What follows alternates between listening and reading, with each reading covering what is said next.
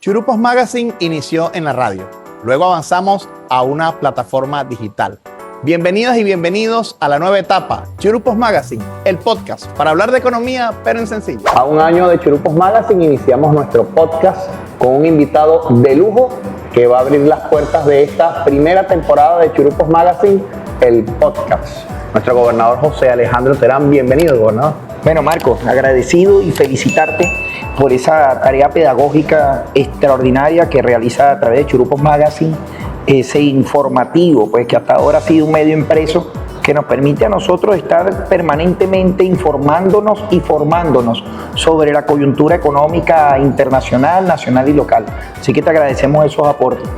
Gobernador, geografía vivencial de La Guaira, un aporte que usted ha hecho sobre la economía local, sobre la geografía, sobre las potencialidades, que ha servido ahora como carta de presentación para los dignatarios que nos visitan. Háblenos un poco de ese proyecto.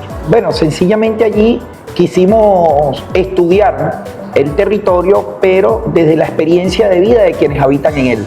Y un poco hablar de nuestro terruño a partir del conocimiento de nuestra historia local contada desde los propios habitantes, de nuestras tradiciones y manifestaciones culturales, pero también identificar el extraordinario potencial con el que cuenta La Guaira desde el punto de vista territorial.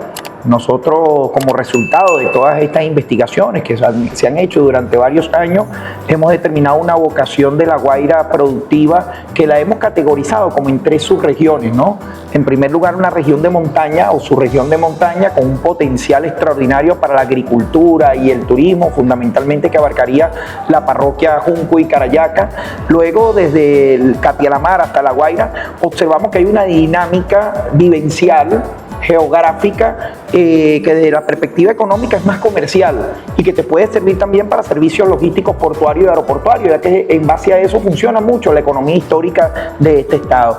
Y a partir de Macuto hasta Caruado, fundamentalmente la vivencia te dice, y además la geografía, que es un estado con unas grandes potencialidades para el turismo y también algo de agricultura, podría ser agroturismo.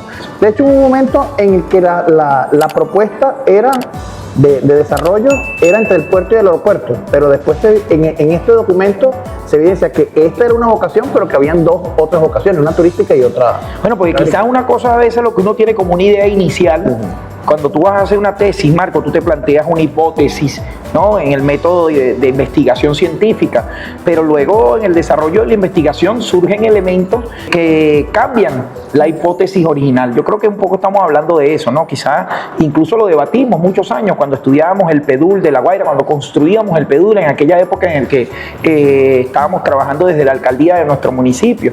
Y sí, pensábamos en delimitar una zona fundamentalmente aprovechando las potencialidades económicas portuarias, aeroportuarias, pero luego de estudiar lo que dice la gente, la experiencia de vida, la cultura, de patear el territorio, de tener calle, no solo pupitre, ¿no? Como tú me lo has dicho, sino tener calle y combinarla con el pupitre, bueno, tu visión se va ampliando y te das cuenta que en efecto va mucho más allá y que el territorio habla a través de su gente, la gente que habita en él y que tiene muchísimas cosas que decir. O sea que podemos decir que Geografía Vivencial de La Guaira es un producto de calle y pupitre convertido en un documento. Bueno, lo has dicho perfectamente, mejor no lo podría haber definido. ¿Cómo fue el proceso de la creación? Una vez que tenías todo el material, ¿cómo fue la selección? ¿Cómo fue la mesa de trabajo con el geógrafo, con el equipo que lo ayudaron a desarrollar? Yo creo que esto nace de un esfuerzo colectivo, ¿no? Más allá de que Olvi Monsalve y José Alejandro Terán hayan sellado pues, la sistematización de toda una investigación, yo creo que hay un esfuerzo colectivo de una experiencia de muchos años,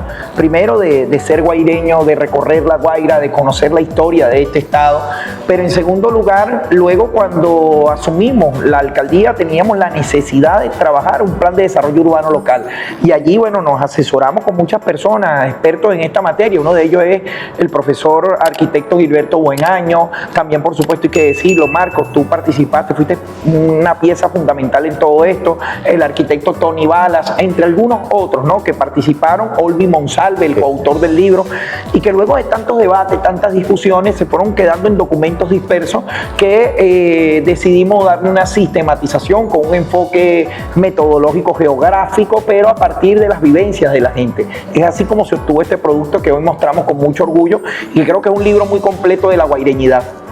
Y las fotografías, hay unas fotografías muy hermosas, colores, momentos de la ciudad, diferentes espacios que se pueden evidenciar allí. Esa selección también fue producto de esos trabajos, de la discusión, un esfuerzo colectivo, varios. ¿Qué recuerdas de eso? No, bueno, en primer lugar que la fotografía es el reflejo de lo que es nuestra ciudad.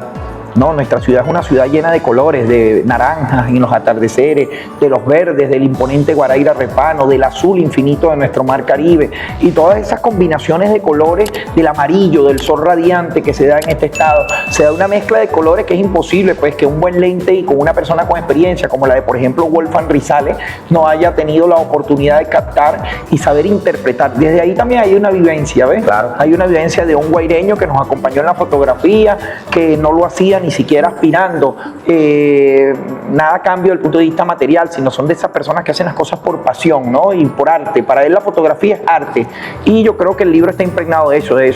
Este libro lo he obsequiado yo a muchas personas que ni siquiera, que nos separan barreras idiomáticas, o sea, que no dominan el castellano, y nada más al ver la fotografía ya pueden tener una dimensión de las grandes potencialidades que tiene La Guaira en lo económico, pero también de identificar nuestras raíces culturales, nuestras tradiciones, que yo creo que eso es realmente lo que se buscó, por ejemplo, con las fotografías del puerto, del aeropuerto, de nuestra autopista, de lugares históricos como el Paseo Macuto o el centro histórico de la ciudad, entre otras.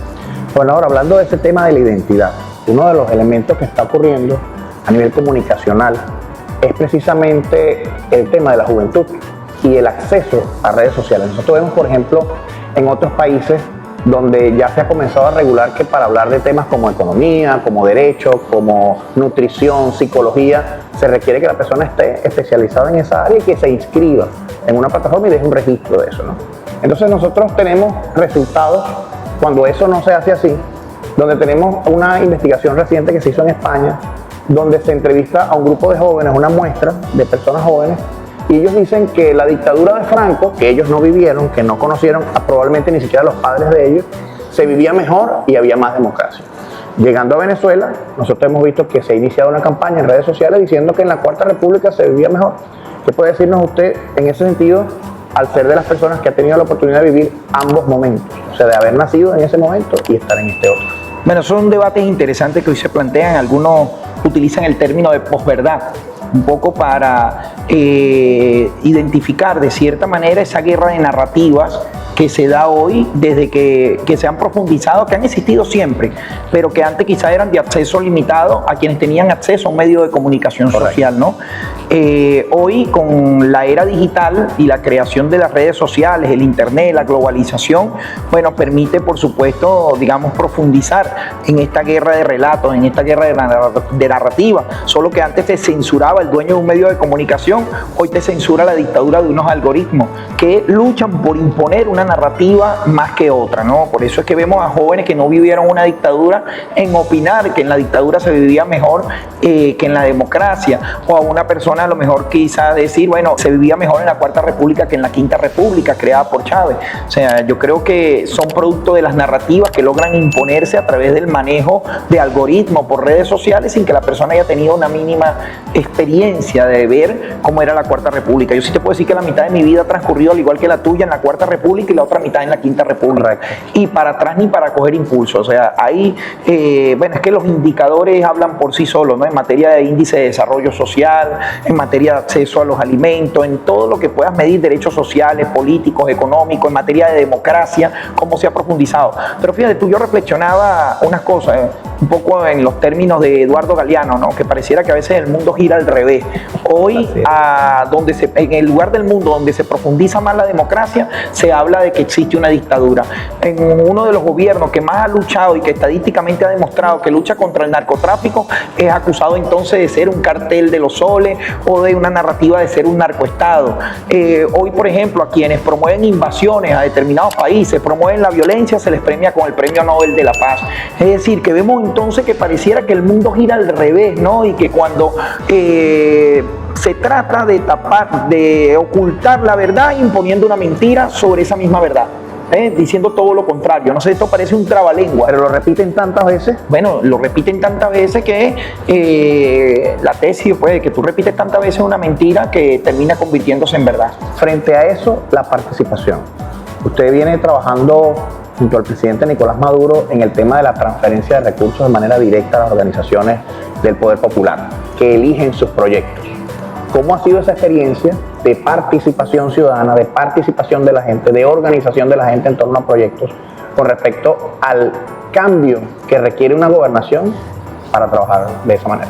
Bueno, Marco, hay que decirlo con bastante humildad, pero nosotros hemos sido uno de los pioneros a nivel nacional en estos procesos de profundización de la conciencia de participación de nuestras comunidades para el ejercicio del autogobierno.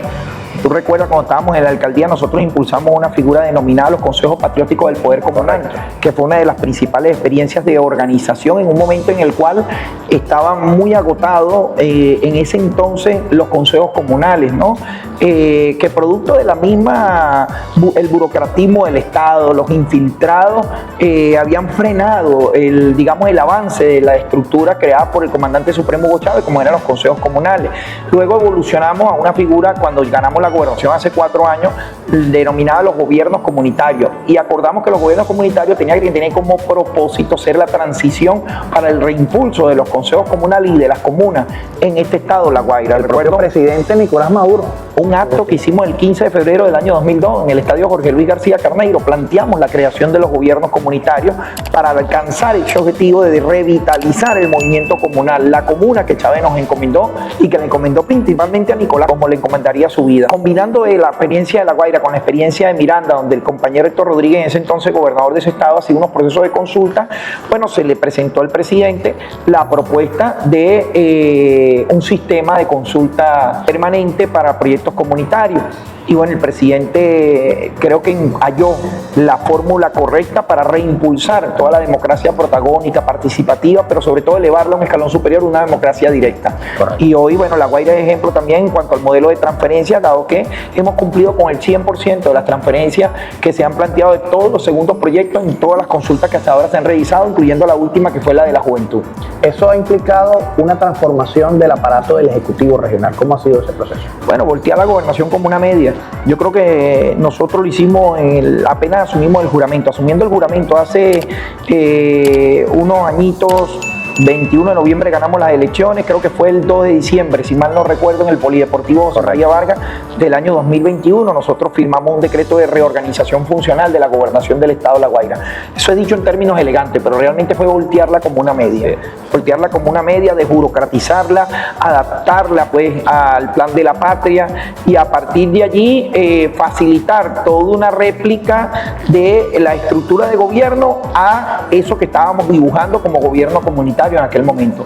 Hoy la hemos perfeccionado mucho más en esta segunda etapa de gobierno, cuando he sido reelecto gobernador del estado, porque ya la adecuamos a la estructura del plan de las 7 transformaciones. Con cada una de las secretarías creamos 7 secretarías y eso se refleja igual y se conecta con todo lo que es el gobierno comunal, que también está organizado en función de las 7 transformaciones del plan de la patria, de tal manera que hay una sincronización de políticas, de planes, de programas, de gobierno desde el nivel nacional hasta el nivel comunal.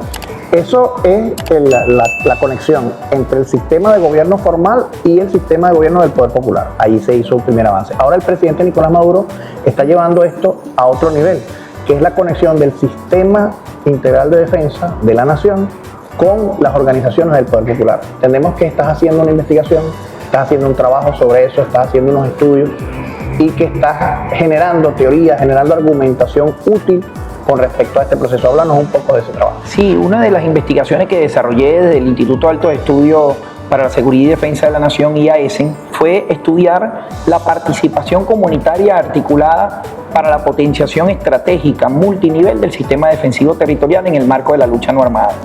Venezuela viene desarrollando toda una nueva doctrina militar. Esa doctrina militar tiene un componente fundamental, que es la fusión popular, militar y policial. Yo creo que es uno de los grandes aportes que Hugo Chávez, como militar de origen y luego como un gran político estadista, pudo realizar como un aporte para poder mantener la defensa de un proyecto que aspira a ejercer su soberanía, como es la revolución bolivariana en la construcción del socialismo. Y por eso me interesó muchísimo estudiar este fenómeno en La Guaira, específicamente en el territorio de La Guaira, de cómo se venían dando los procesos de participación, barrio adentro, cerro arriba, desde cada comuna, desde cada consejo comunal en el marco de lo que es la estrategia de la lucha no armada para potenciar el sistema defensivo territorial. ¿Y cuál es el sistema defensivo territorial? Esas expresiones orgánicas que tiene la gente desde la Unidad Popular de Base Integral, que es la UPDI, la BPDI, que son las bases populares de defensa integral, recientemente creadas las UCM, que son las unidades comunales de milicia, y eso se articula con un sistema un poco más formal institucional, como son las ADI, las SODI, las REDI, hasta llegar a ser coordinadas todas por el CEO, que es el Comando Estratégico Operacional de nuestra Fuerza Armada Nacional Bolivariana. Hemos desarrollado pues una investigación de campo, de analizar cómo se dan todos estos procesos organizativos, el fenómeno del ODDI, que es el órgano de dirección de defensa integral, cómo se organizan cada uno de sus comités de trabajo para poder crear estrategias de defensa frente a esta guerra multidominio, esta guerra multiforme, guerra difusa, que le ha denominado el ministro Vladimir Padrino López, que hoy se aplica contra el país para tratar de detener lo que es la construcción de un modelo de sociedad alternativo al modelo que ha sido hegemónico al menos de 1991 para acá, con el surgimiento del mundo unipolar, que ya definitivamente está en su etapa agonizante, ¿no? Con el surgimiento de nuevos polos, de nuevas potencias de desarrollo a nivel internacional, como es el caso de Rusia, China, India, Turquía, que generan un poco más de equilibrio en el mundo. La gobernación funciona de una manera. Al haber una situación sobrevenida de intento de mancillar la patria, de intento de intervenir militarmente y pasar de una lucha no armada a una lucha armada, ¿en qué se convierte la gobernación y cómo sería el aspecto económico? El comité económico, ¿cómo funciona en ese contexto? Bueno, efectivamente nosotros estamos preparados a través del nuevo concepto, la nueva doctrina militar en Venezuela, para desarrollar una resistencia activa y prolongada y una ofensiva permanente. La gobernación pasaría a ser el órgano de dirección de defensa integral en el Estado y se estructuraría a través de 7 comités de trabajo. Uno de ellos tiene que ver con el comité económico y logístico. Este comité de servicio económico logístico tiene mapeado lo que denominan en términos militares el SALTE, que es todo el apresto operacional logístico que se requiere para mantenernos en una guerra de guerrilla, en una resistencia prolongada, es decir, con cuántas reservas de alimentos contamos, cómo tenemos, dónde están las capacidades productivas de seguir produciendo alimentos para abastecer a los que se encuentran en las frentes de batalla, de la lucha armada, la identificación de todas las maquinarias que tenemos en este estado, los almacenes, las cadenas de frío. Todo ese trabajo lo viene haciendo desde ya, se prepara desde tiempos de paz para poder nosotros estar preparados a la hora de un conflicto de naturaleza armada. Y eso a nivel del Poder Popular llega ahora hasta la calle, es decir, tener ubicada hasta la bodega, tener ubicado el espacio, tener ubicados los accesos. ¿Cómo funciona? Sí, efectivamente, recientemente, profundizando el aspecto democrático, fueron electos democráticamente la conformación de unos comités bolivarianos de base integral, que son equipos de vecinos y de vecinas. No necesariamente todos tienen que ser chavistas, sino tienen que ser patriotas, pues tienen que amar a Venezuela y estar dispuestos a ejercer la Constitución en lo que se refiere a la corresponsabilidad para la defensa y la seguridad de la nación y el desarrollo integral de la misma. Ahora tenemos al menos un equipo conformado por 9 personas en las 3.618 calles de este estado, y esos equipos, estamos hablando de un universo de más de 30.000 personas organizadas que garantizan la defensa de su calle. Son los vecinos que se organizan para decirle: por mi calle no pasará, y aquí en mi calle yo tengo que buscar la manera de generar mis planes para la resistencia, es decir, mantener la paz dentro de mi calle, garantizar los alimentos, garantizar que los servicios funcionen, garantizar los sistemas de inteligencia para detectar cualquier amenaza que pretende incursionar en mi territorio y que ponga en peligro la estabilidad política e institucional del Estado venezolano. ¿Cómo hace, en términos un poco más personales, José Alejandro Terán, para combinar esta tarea de partido, de gobierno, de estudio y familiar? ¿Cómo hace para organizarse? Planificación. Para todo y tiempo, lo hay que saberlo organizar. El día tiene 24 horas, ¿no? Y ya está el método de vida. Tú tienes que agendarlo todo, planificarlo todo, ¿no? Desde las horas de alimento, las horas de descanso, las horas de estudio. Mínimo tienes que leer 1 hora todos los días. Mínimo tienes que agarrar 45 minutos para hacer ejercicio. Mínimo, bueno, depende de cada quien, pero la gente debería descansar al menos entre 5 y 7 horas, dependiendo de la edad. Yo creo que en mi caso, con 5 o 6 horas máximo, yo descanso lo suficiente, de tal manera que me restan 19 horas para terminar de dedicarme al resto de las actividades. Yo meto en agenda hasta mis hijas. Mi familia es parte de mi agenda. Claro. Entonces yo digo, bueno, ¿cuáles días está la posibilidad de cenar en mi casa con mi familia? Yo no soy de los que cree que uno por durar hasta la madrugada trabajando es más eficiente. Yo soy el que piensa todo lo contrario. Aquel gerente, aquella persona que se dedica todos los días a llegar a su casa a las 3, 4 de la mañana porque está trabajando, es que no está planificando bien su tiempo, ¿no? Yo soy de los que me planifico. Cada reunión no puede pasar de 1 hora, tiene un objetivo concreto esa reunión, se debe poner las metas claras para cada reunión, para cada actividad, para cada encuentro, y ya tú ves como todo con buena planificación y sobre todo si logras liderar procesos de construcción de equipos que te permita ciertas cosas delegarlas y hacerle control y seguimiento y multiplicar los liderazgos. Yo creo que está la clave pues, de que las cosas funcionen y que te dé tiempo de atender la familia, de estudiar, de hasta de cantar una canción, porque tú sabes que a mí me gusta cantar y me gusta bailar, ¿no? De todo hay tiempo en la vida, hay que vivir, Marco. La vida tiene que ser una vida humanamente gratificante y para mí esto no es un trabajo, para mí sencillamente es una forma de vivir y de ser feliz. Hablando de cantar, se está organizando ahorita un concurso de canto en La Guaira. ¿Cómo va eso? No, excelente, ya creo que es la 7ª edición de La Voz Juvenil, Festival de la Voz Juvenil Alcanzando tu Sueño. Tenemos, por cierto, un par de presentadores extraordinarios por ahí. Ole Fran Amaya, que está desde la 1ª edición, y María Angélica Carrera, que se ha sumado, una joven pues, de mucho talento, periodista acá de La Guaira. Y bueno, han surgido allí cualquier cantidad de artistas, talentos extraordinarios. Eso nos motivó a nosotros a construir un estudio de grabación para poder proyectar pues, ¿no? todo lo que son los nuevos talentos regionales, las voces, los compositores, todos músicos de nuestro estado y que hay por doquier. Además, convertir el arte, la música en un medio de producción. El hecho de que la gente pueda grabar su música, pueda producirla, pueda presentarse en un sitio. Porque eso ha sido un monopolio, hermano, de las grandes disqueras, de los grandes grupos económicos. Entonces, ¿cuándo va a poder Marco, ¿cómo se llama tu mamá, Marco? Se llama Alicia. El hijo de Alicia o el hijo de Elba, y a un estudio de grabación a grabar un tema. Tú eres un gran músico, yo te he visto, he escuchado cantar y te he visto tocar también la guitarra. Y bueno, ¿y cuándo en tu vida, Marco, te iban a dar la oportunidad a ti de grabar algún estudio de grabación, chicos? Eso es impensable para los hijos de los pobres. Soy igual que cuando en la vida se le ha dado la oportunidad a los hijos de nuestros barrios de tocar un cello, un violín, un piano, ¿no? De broma aprendimos a tocar un cuatrico, ¿no? Y a rajuñar una guitarra o un tamborcito. Pero de resto, hermano, no habían esas oportunidades. Yo creo que eso es parte de las oportunidades que ha garantizado la revolución bolivariana y que no se tenían en la Cuarta República. Que es muy importante ese mensaje para la juventud, que eso no se tenía en la Cuarta República, no había acceso a esos espacios, porque además eso está en un sitio público, aquí en La Guaira. ¿Dónde está ubicado el estudio? Está ubicado en una estructura que es el Gimnasio Vertical de La Guaira, donde además es un centro cultural, es un centro deportivo, es un centro científico, de desarrollo tecnológico, donde ahí, bueno, es algo extraordinario, donde tú encierras en un solo espacio la cultura, el deporte, la ciencia y la tecnología y la música, ¿no? Ya ahora nos estamos planteando, voy a dar una premisa, que es que ya estamos haciendo las gestiones, hemos hecho ya la adquisición de la dotación y muy pronto vamos a empezar también a culminar esa gran obra del Gimnasio Vertical hacia los sectores del oeste del estado, específicamente en Mamo, en Catialamarca. Gobernador, en materia económica, ¿qué viene para La Guaira? ¿Qué se está cocinando? ¿Qué está trabajando? Bueno, en La Guaira seguir trabajando en la diversificación de la economía, generar nuevas fuentes de empleo. Hay más de 9 inversiones en el marco de la zona económica especial de La Guaira que ya están en ejecución y hay 9 más que están en proyecto.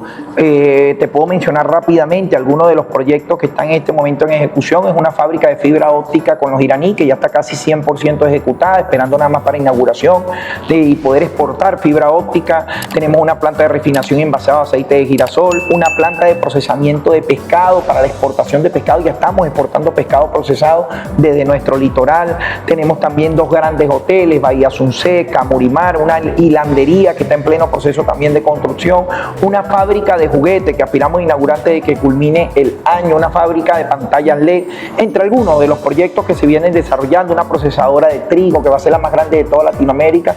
Y cuando yo digo todas estas inversiones, lo que pienso es en la cantidad de familias que están siendo empleadas tanto en la construcción de esta fábrica como luego en la producción de los insumos que ahí van a generarse. Y viene La Guaira Emprende 2025. Eso ahorita, Marco, la feria más grande de emprendedores de todo el litoral. Ya muy pronto vamos a estar dando una rueda de prensa para ofrecer detalles de la parrilla de artistas. Lo que sí les puedo adelantar es que va a ser desde el 11 de diciembre hasta el 25 de diciembre y que ya han confirmado incluso algunos artistas internacionales. Cuando creamos esta plataforma, le llamamos Churupo porque Churupo es la moneda de menor denominación, es la más sencilla, la de 5 céntimos. Y queríamos hablar de economía, pero en sencillo. Queremos agradecerle, gobernador, que usted nos permitiera, con la sencillez que lo caracteriza, explicarnos en buenos términos cómo se está trabajando todo lo que es la parte de seguridad y defensa, la organización del gobierno y la economía regional. Muchísimas gracias, gobernador. No, gracias a ti por la oportunidad y te deseo mucho éxito en Churupo ahora en esta nueva modalidad. Éxito.